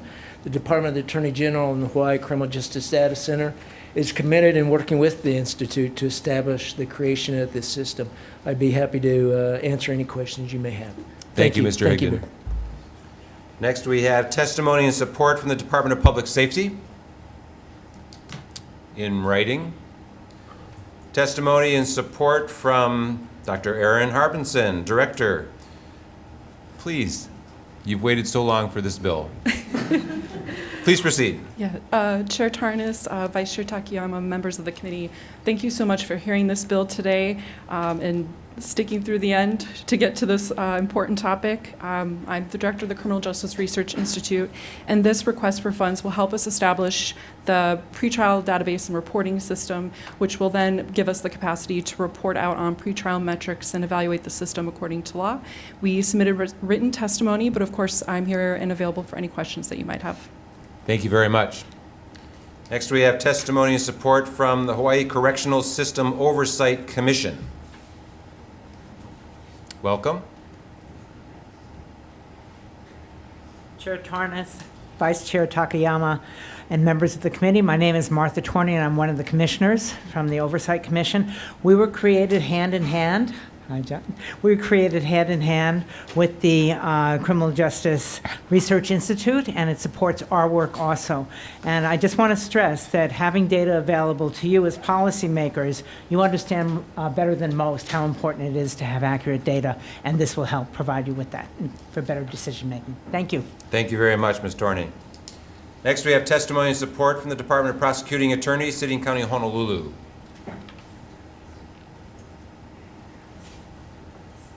Good afternoon, Chair, Vice Chair, members of the committee, Deputy Prosecuting Attorney Mark Tom for the department.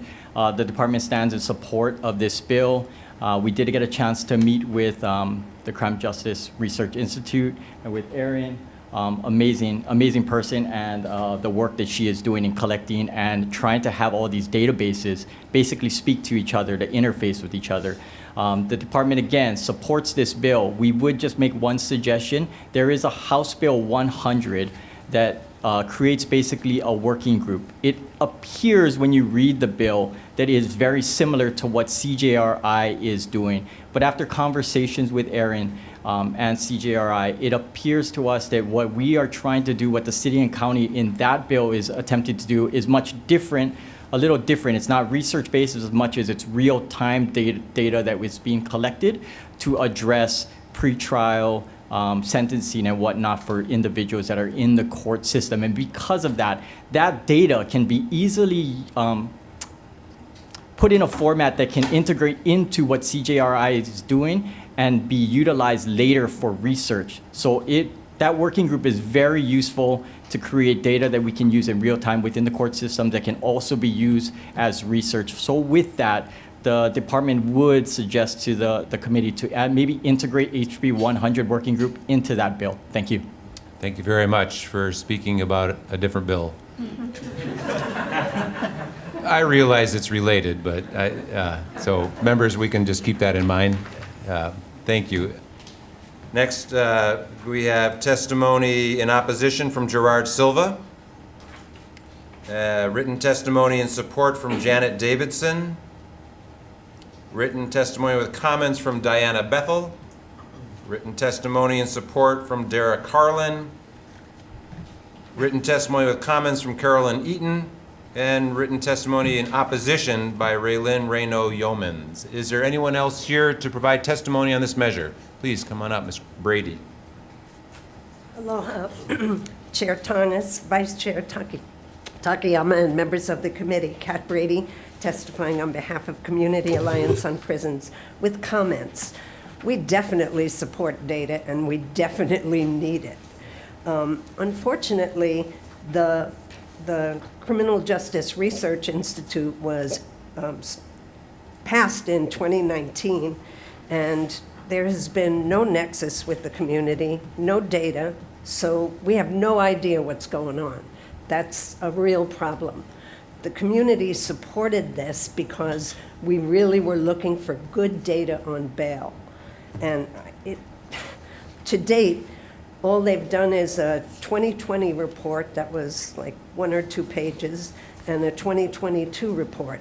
Neither of them had any data. So we are asking that if you pass this bill, that you mandate that there's a timeline that for when data is going to be available, and that it's on a public website, either their website or the judiciary's website, but somewhere so that people can find it.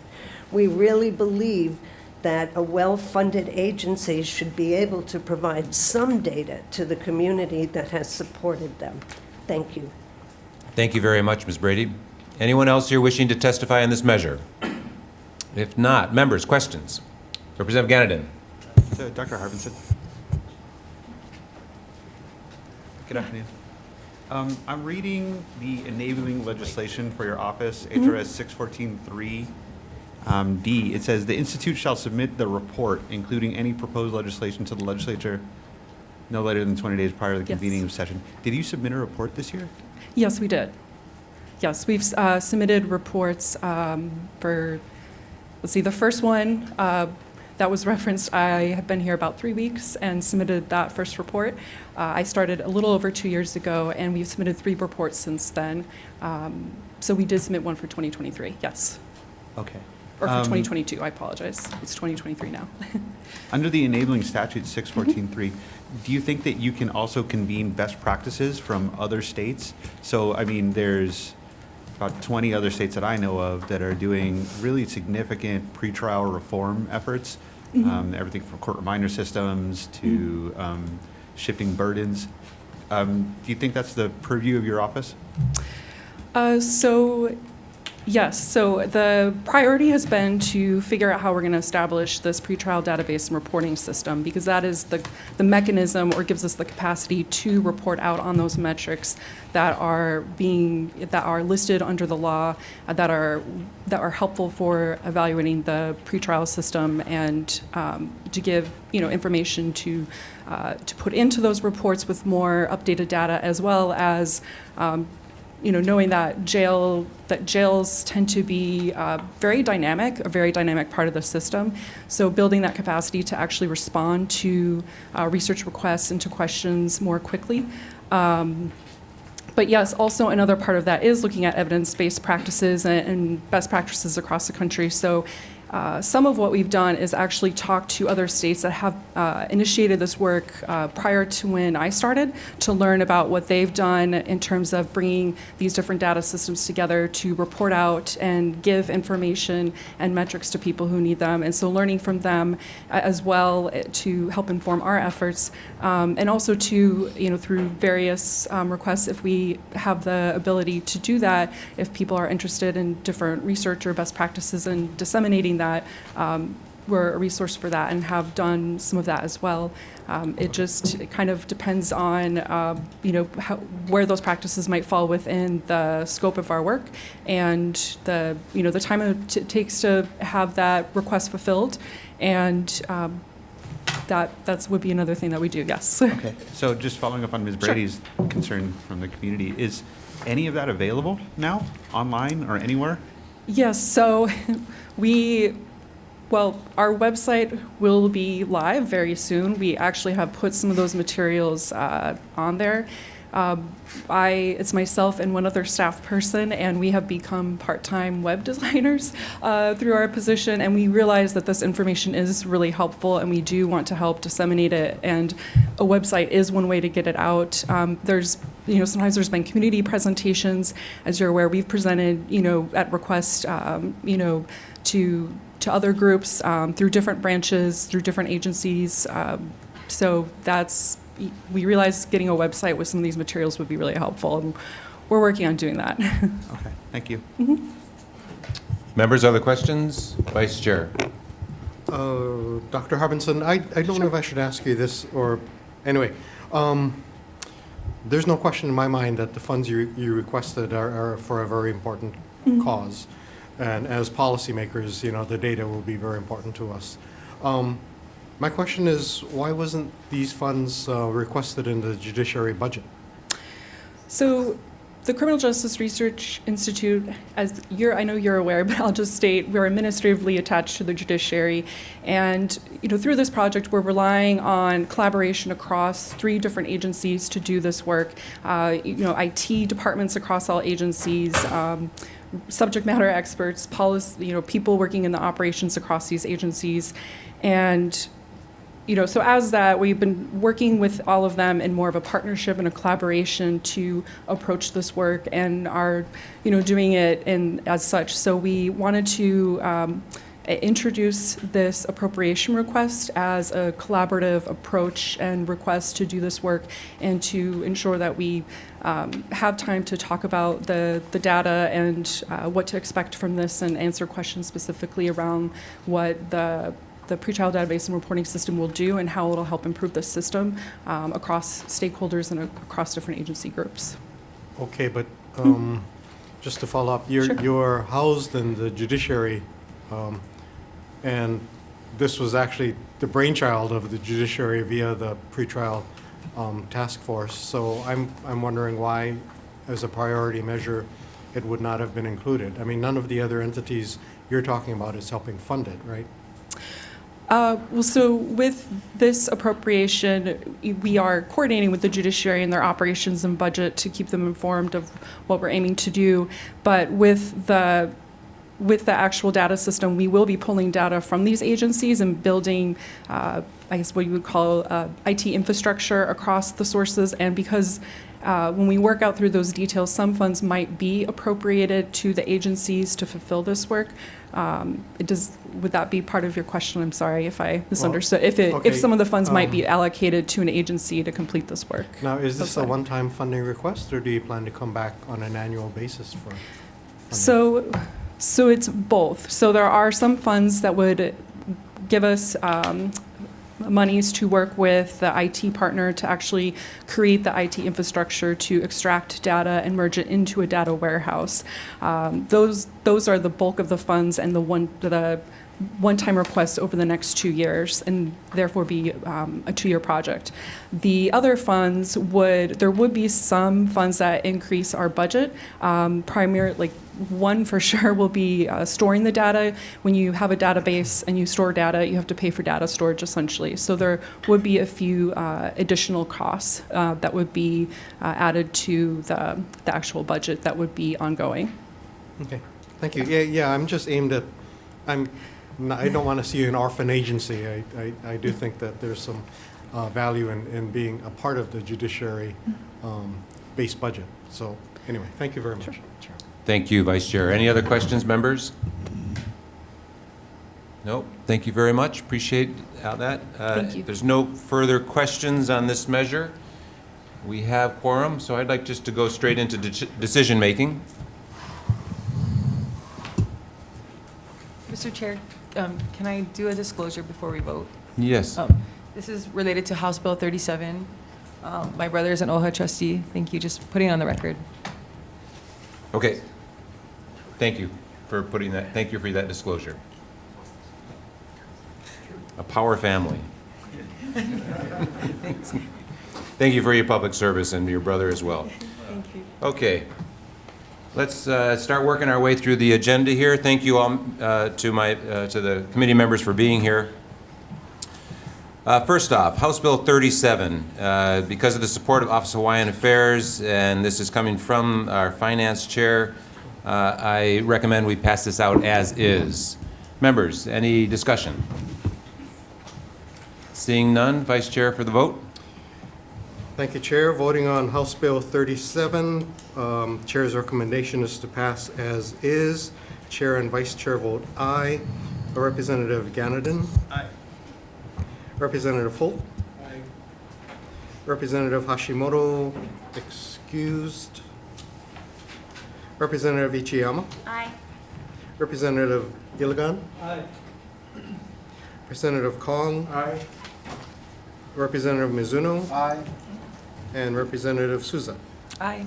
Thank you, Chair. Your proposal is adopted. Thank you very much. Moving on to House Bill 42. Recommendation is to pass out a House Draft 1. For those watching, when we amend the bill, we call it House Draft whatever. This is the first committee, so it's House Draft 1. And I would recommend that we incorporate the Campaign Spending Commission amendment and assign this funds to the general fund of the state and in parallel to the real property tax general fund of the county. I would like to make some technical, non-substantive amendments, and that means that there's some grammatical corrections that we need to make and some layout corrections we need to make. And then I would like to defect the effective date. And the reason why we do that, and this, we're going to defect it to June 30th, 3000. That doesn't mean that we're going to wait until then to implement the bill. That means that the bill is defected so that we know it's still a work in progress. And that as the bill moves on to the next committees, it's very clear that that bill needs to have an amendment to correct the effective date once we complete the work on the rest of the bill. And that defective date might continue even if we pass it out of the House and move on to the Senate, just as a signal that we need to keep working on the bill. So, to repeat, we're going to pass it out of House Draft 1 with the Campaign Spending Commission amendments, as I mentioned, technical amendments, and defect the effective date to 6/30/3000. Members, discussion.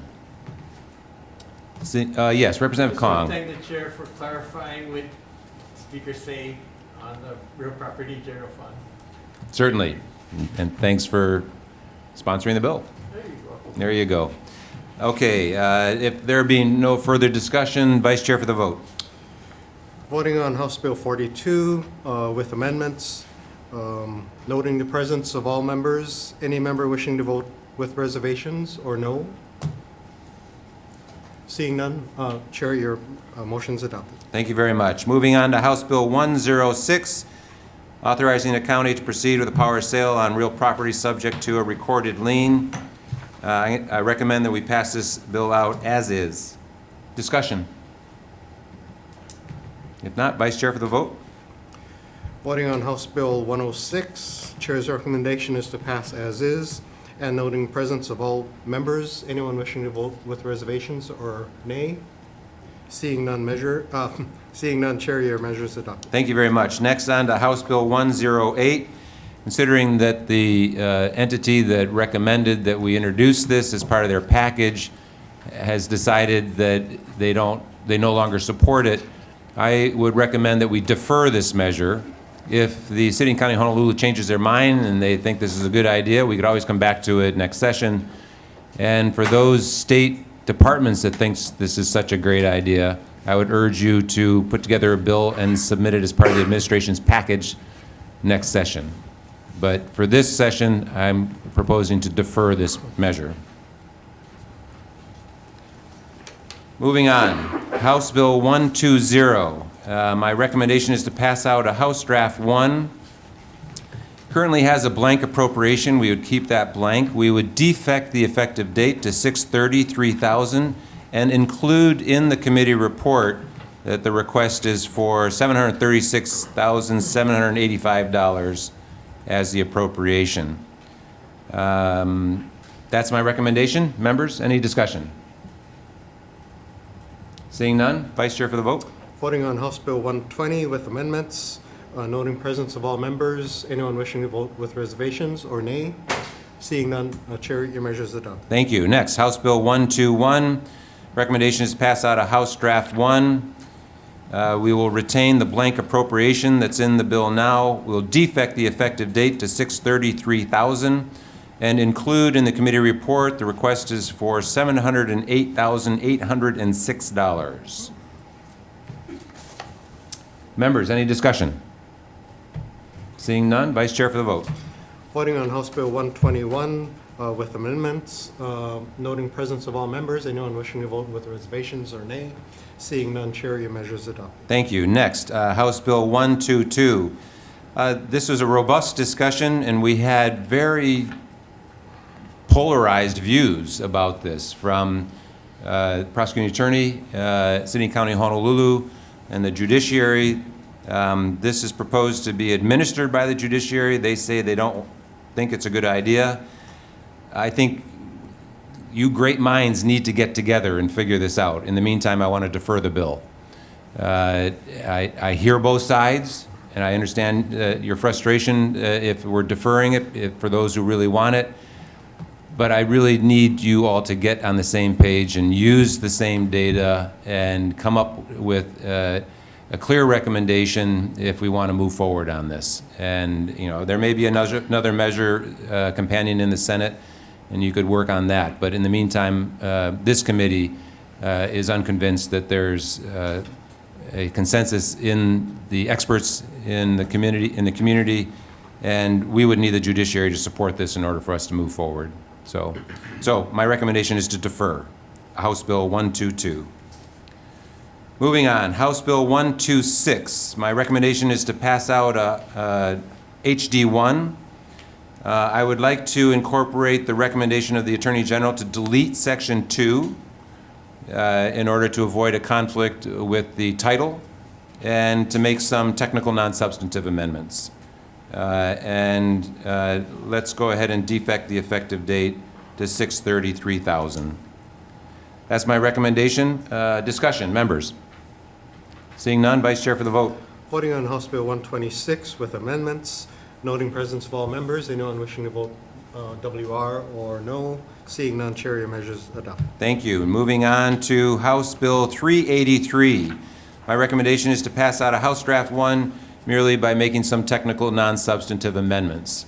And I think this is a strong bill, so that's the only amendment that I'm proposing to make. Members, discussion. Seeing none, Vice Chair for the vote. Voting on House Bill 383 with amendments, noting presence of all members. Anyone wishing to vote WR or no?